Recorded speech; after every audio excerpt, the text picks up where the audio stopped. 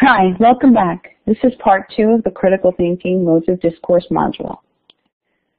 In this module, we'll be going over the 6 different modes of discourse. So what is a mode? What's a discourse? A mode refers to a method or a form that's used, how we do things, and a discourse is a technical term for conversation. So a mode of discourse is how we have conversations and communicate with people. The Mercy College faculty wants you to be aware and have a working knowledge of 6 different critical thinking discourses.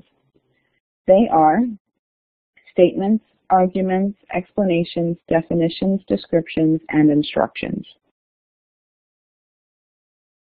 So throughout this video, I'm going to explain what each one is and give an example. Let's start with a statement. What's a statement? A statement is a communication or declaration in speech or writing that sets forth facts, particulars, etc. So it's like what we did in part 1 about being facts, but it incorporates more than that. And just like a fact, a statement can either be true or false. For example, the Mercy College website in their profile section has this following statement: that Mercy College is dedicated to making high-quality education attainable, offering more than 90 undergraduate and graduate programs within its 5 schools: business, education, health and natural sciences, liberal arts, and social and behavioral sciences.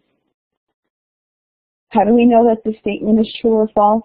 Well, we can assume that people that work at Mercy College gathered some information and wanted to educate the public in their public profile online, so they put this information out there. So we can assume that this statement is true.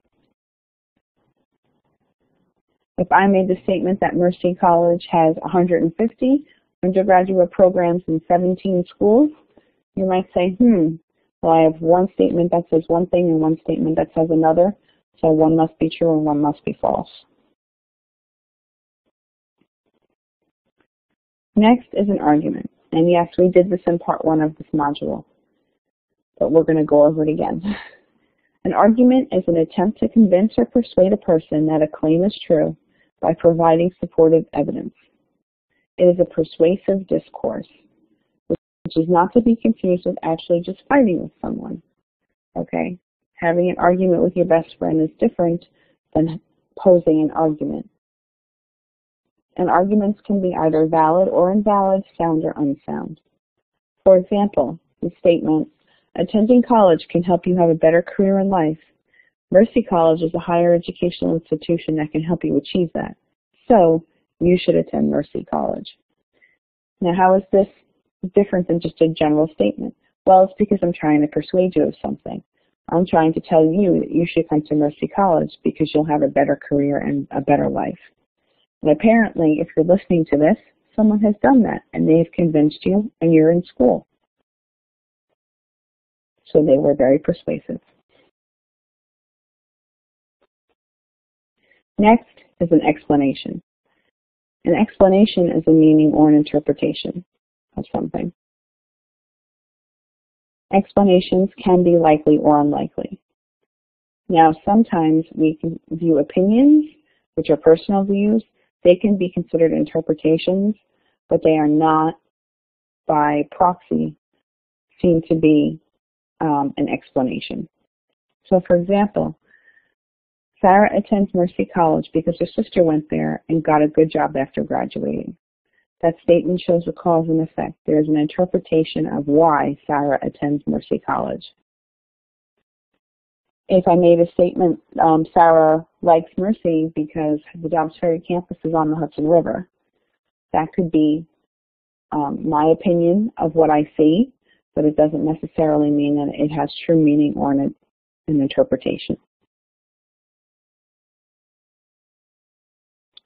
Okay, next is a definition. A definition is a formal statement of the meaning or significance of a word, phrase, idiom, etc. So definitions should be sort of obvious or synonymous, and they can be analytical. For example, the World English Dictionary defines success as a favorable outcome of something attempted. Other dictionaries might have different definitions of success. They could say include a financial attainment or successful completion of something. So a clear definition should be very obvious. Next is a description. A description is a statement using pictures or words or an account representation. Descriptions can be clear or unclear, adequate or inadequate. So for example, the Mercy College mascot is a maverick. The Mercy Maverick is a white horse with a blue mane and gray shading. If I made that statement and I didn't include the picture to the right, would you have a clear understanding of what the mascot looked like? Probably not. It was very vague. It included some information, but not enough. So it was not clear and adequate. Next is instructions. Instructions are orders or directions. Instructions, like descriptions, can be clear or unclear, adequate or inadequate. For example, if you had a professor that told you, write an essay about why you attend Mercy College, would you believe that those instructions were clear, unclear, adequate, or inadequate?